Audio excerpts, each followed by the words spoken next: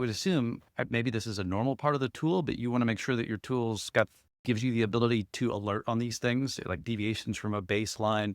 You're reminding me of like in software development, the notion of a golden image or something.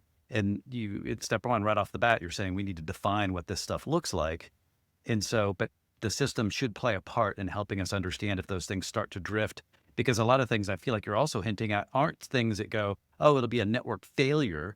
Well, it may not be a failure. It could be a something over time that makes it harder for you to recover in the event of a failure, perhaps, or trending in a way that's just less efficient and you're not using your resources correctly or making bad decisions, right? Yeah, exactly. And I think Okay. that's, when we talk about just some of the risks of not doing this correctly, right? One of those being that configuration drift and Mm. inconsistencies in the running state of the infrastructure versus the intended state. If we have a device that's had a bunch of, manual change made to it, for example, that hasn't been recognized from a source of truth standpoint, and that device were to fail and someone were to go swap the device and then, rerun the automation to put it back into play, if that actual running state had never been reconciled coming back, when we go swap that device out, we now have inconsistency in the environment, right?